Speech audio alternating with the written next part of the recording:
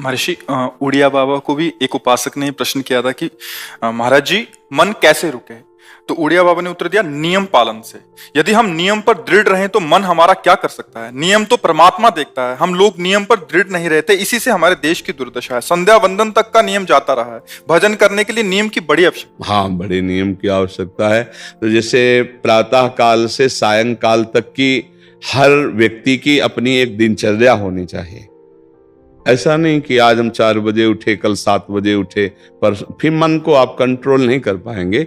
मन के लिए एक दिनचर्या होनी चाहिए कि हमको 10 बजे सोना है, 4 बजे उठ जाना है, तो फिर 4 से 4:15 नहीं होना चाहिए, 4 बजे उठ जाना, ऐसा नियम बना ले। और उठ करके हमको थोड़ी देर नाम जप करना है, थोड़ी देर हमें वाणी जी का गायन करना है, थोड़ी देर हमें ध्यान, एक अपनी दिनचर्या। फिर हम अपने संसार के कार्य के नियम, जो संसार के कार्य हैं, उनको भी करते हुए भगवान को समर्पित करें। जैसे जो पद में है, जो आपको राष्ट्र सेवा मिली है, जो आपको समाज सेवा के पद मिले हैं, या आपको जो घर की सेवा के कार्य मिले हैं, उनमें बहुत धर्म पूर्वक आचरण होना चाहिए।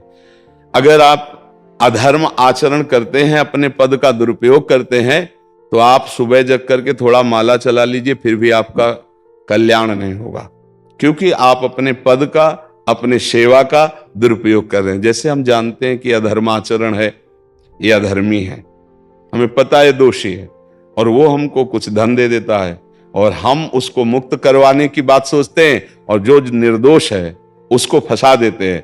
अब तुम चाहे जितना माला चलाने की कोशिश करो या दान पुण्य करो, वो तुम्हारा अधर्म आचरण, वो अधर्म का धन तुम्हें सतमार्ग में नहीं जाने देगा। नियम लेना चाहिए कि जिस पद में है, जिस धर्म में है, जिस कर्तव्य में है, चाहे कुछ भी हो जाए, हम अपने कर्तव्य से विमुख नहीं होंगे।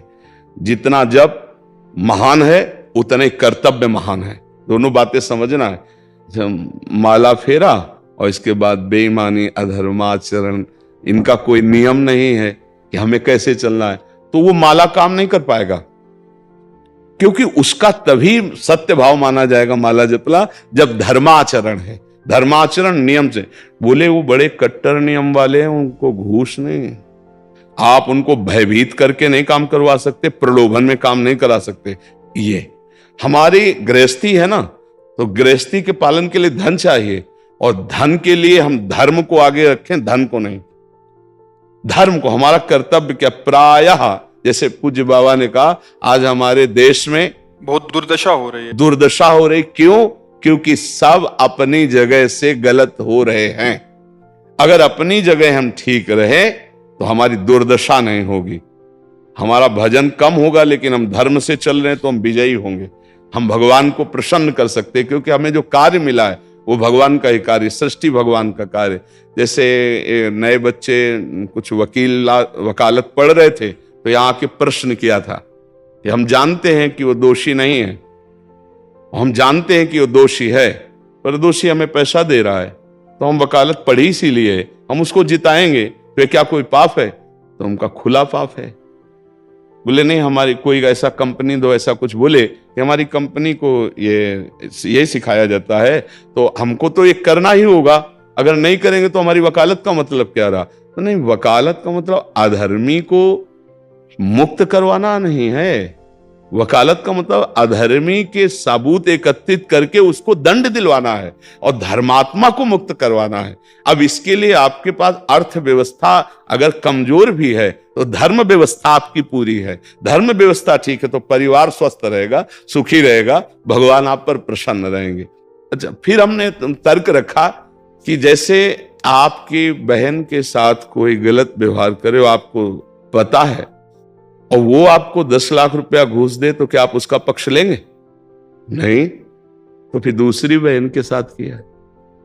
अब यहां विचार करना है ना, अपने भाई का अगर कत्ल किए हो, मुझे पता हो कि ये दोषी है, तो क्या हम पैसे से उसको मुक्त करने देंगे?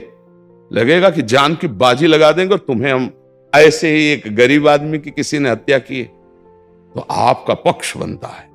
पर यह ज्ञान कहां मिलेगा? बिना अध्यात्म के ज्ञान तो मिलेगा नहीं। ज्ञान तो इस बात का मिला कि कैसे पैसा कमाया जाए। अच्छा, वो पैसा यदि अधर्म से आया है तो आपकी दुर्दशा कर देगा, आपकी बुद्धि भ्रष्ट कर देगा।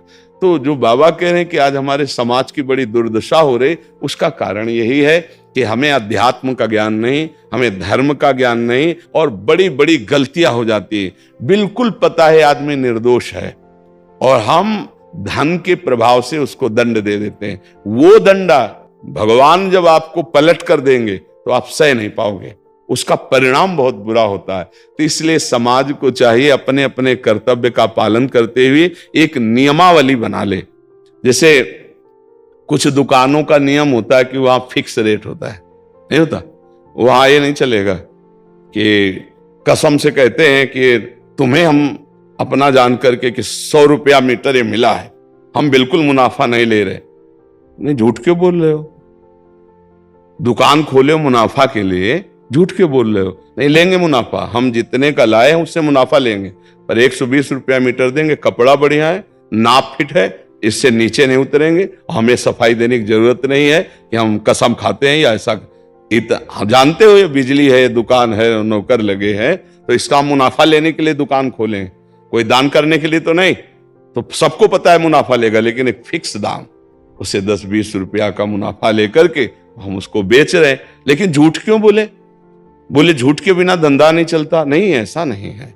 अब असत्य बोलोगे तो उससे जो आपको मुनाफा मिलेगा वो आपकी बुद्धि भ्रष्ट करेगा, और सत्य है कि मुनाफा के लिए है वही चीज, और आप एक फिक्स रेट में दे रहे हैं, बढ़िया है।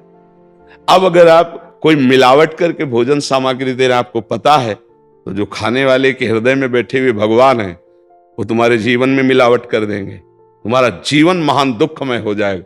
ये कहां समझा जाता है?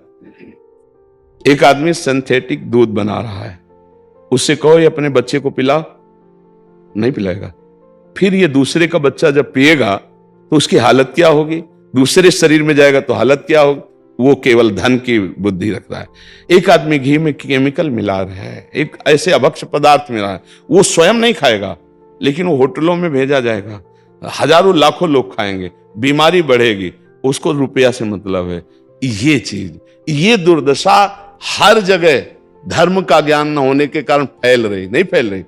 एक मरीज बीमार है, असली दवाओं में पैसे ज्यादा है, नकली दवा लेकर के असली के दाम में बेच देना, उसको बिल्कुल फायदा ना होना। लेकिन परमात्मा देख रहा है, तुम जानते हो नकली दवा है, वो तो नहीं जानता बेचारा, ज्यादा पढ़े लिखे नहीं, किसान आदमी गांव का आया है, तुमने दे दिया और उसने पैसा दिया असली के। अब वो पैसा तुम्हारी बुद्धि भ्रष्ट करेगा, तुम्हारे परिवार में कलह पैदा करेगा और तुम्हारा पतन कर देगा। ऐसे हर डिपार्टमेंट में, हर विषय में यदि हम अपने धर्म से चले, अपने सत्य से चले और थोड़ा भी भजन होगा, वो आपको उत्तम गति प्रदान करेगा। पर ऐसा कहां समझ में आ रहा? अध्यात्म के बिना भला ऐसा समझ में आएगा? तो इसीलिए कह रहे हैं हमारे देश की दुर्दशा हो रही। पूर्वजों में पहले यह था कि हमारा धर्म नहीं जाना चाहिए चाहे प्राण चले जाएं, हमारा चरित्र नहीं जाना चाहिए चाहे सर्वस्व नष्ट हो जाए। आज इसकी कोई परवाह नहीं, तो उसी से बुद्धि भ्रष्ट हो जाती है, जीवन एक पशुवत आचरण वाला हो जाता है और वो अपने को बड़ा सुखी समझने लगते हैं कि हमारे पास बड़ा वैभव है। लेकिन प्यारे, उस दिन को याद करो जिस दिन तुम्हारा आखिरी समय होगा, ना तुम्हारा फार्म हाउस जाएगा, ना महल तुम्हारा जाएगा, ना बैंक बैलेंस जाएगा, ना कोई व्यक्ति और ना ये शरीर। अब तुम्हारे कर्म तुमको भोगवाएंगे। उस समय की कौन याद करता है?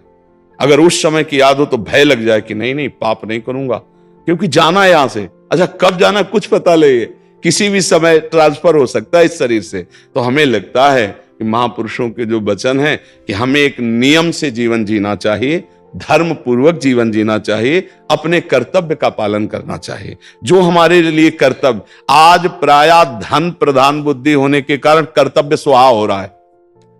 एक विद्यालय में विद्यार्थी के लिए जो गुरु पद में बैठा, उसका क्या कर्तव्य है? वो अपने कर्तव्य को भूला हुआ है। भला छोटे छोटे विद्यार्थियों को, जिनकी नींव पूरे राष्ट्र सेवा में, समाज सेवा में ये बन सकते हैं, अगर उनको हम सही शिक्षा नहीं दी तो उनका पूरा जीवन बर्बाद हो जाएगा। अगर उनको हम गलत सपोर्ट कर दिए तो उनका पूरा जीवन बर्बाद, क्योंकि नया जीवन है। और जगह जगह अपने अपने कर्तव्यों का यदि पालन किया जाए तो पूरा समाज सुखी हो जाए। लेकिन कर्तव्यहीनता आ रही, कोई अपने कर्तव्य को नहीं समझ रहा है।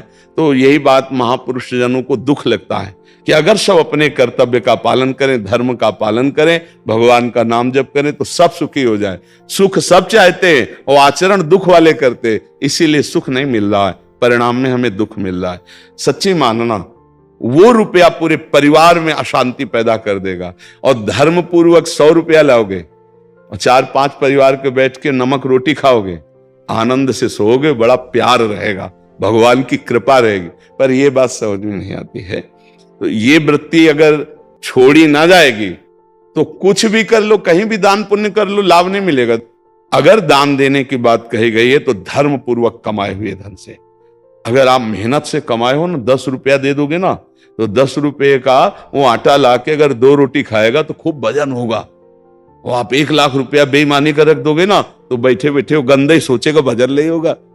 उसका गंदा सोचना और आपका गंदा करना दोनों मिल करके, उसके कारण भी तो आप बने ना, तो आपका ही पतन हो जाएगा। उसको तो भगवान बचा लेंगे क्योंकि भगवान की शरण में। तो मुझे लगता है अधर्म के धन से कभी किसी को लाभ नहीं मिलता। तो अपने कर्तव्य का पालन करते हुए यदि नाम जप किया जाए तो बहुत जल्दी हमको लाभ प्राप्त हो जाए। बहुत सुंदर मतलब ये चर्चा होती है। अगर आप लोग इसको धारण कर लें तो निहाल हो जाएंगे। सच्ची कह रहे, ये जो बातें हैं ये बहुत सुंदर जीवन को पुष्ट करने वाली हैं, पर आप धारण कर लें तो बात है। नहीं तो जैसे लाभ दिखाई दे रहा 50,000, तो ये बातें भूल जाओगे, ये बातें अच्छी नहीं लगेंगी। हे यार, बहुत बढ़िया काम घर में आएगा, पर हमारी ये बात ध्यान रखना, वो 50,000 घर में अशांति पैदा कर देगा। सच्ची मानना, आप धर्म से चलना, धर्म से चलोगे तो भगवान तुम्हारी रक्षा में रहेंगे। अधर्माचरण, देखो कैसी कैसी घटनाएं होती हैं। बढ़िया कार है, फिल्मी गाना लगाए चल रहे हैं और वो एक्सीडेंट हुआ, आग लग गई, बाहर निकल ही नहीं पाए, वो अंदर ही जल गए। क्या हुआ? ये करोड़ों रुपए की कार भूंज दिया तुमको अंदर ही बैठाल के, धू धू करके आग लग गई, अंदर जल। ऐसे जलना चाहते हो या भगवान के आनंद में चिंतन करके शरीर छोटे हो फिर दाह संस्कार हो? ऐसे ये सब लोग भगवान के नाम का कीर्तन करते ही जा रहे, फिर आपका अंतिम संस्कार, वहां जीवित जल गए। क्या हो सकता है? एक एक पल तुम्हारे कर्म का हिसाब होगा, एक एक सेकंड का। ऐसे कर्म करो कि हमारा अच्छा हिसाब हो, बुरा हिसाब। ये मत समझो कोई देख नहीं रहा, वो देख रहा है जिसको हिसाब करना है, वो देख रहा है। उसके लिए कोई वकील या किसी सबूत की जरूरत नहीं होती, वो सर्वांतर्यामी आपके अंदर बैठे ही देख रहा है। तो सदैव जैसे सत्संग सुन रहे हैं, तो अगर हाथ जोड़ के प्रार्थना है, थोड़ी भी बात मान लोगे तो आप सच्चे सुख के मार्ग में चलने लगोगे। नहीं तो भाई बहुत गंदी हवा चल रही है, माया की बहुत गंदगी ऐसी फैल रही। कलिकाल है ना कि ये बातें किसी को पसंद नहीं आती। वो बात बताओ कि हम कितना रुपया कमा ले, कैसे कितने भोग भोग ले, और वो अध्यात्म में नहीं है। आपको सच्चे धोखे में मत रहना, अध्यात्म में है। जितना आप धर्म से चलोगे उतना सुखी होगे, और लोक में है जितना धन मिल जाएगा उतना सुखी माना जाएगा। लेकिन वो सुख नहीं है, वो चंद मिनट के लिए हाइलोजन की तरह जलेगा, फ्यूज हो जाएगा। और धर्मात्मा दीपक की तरह जलेगा, पर बहुत काल तक चलता रहेगा। इन बातों का चिंतन कीजिए, खूब नाम जप कीजिए और भगवान के भरोसे रहिए, गंदे आचरण मत कीजिए।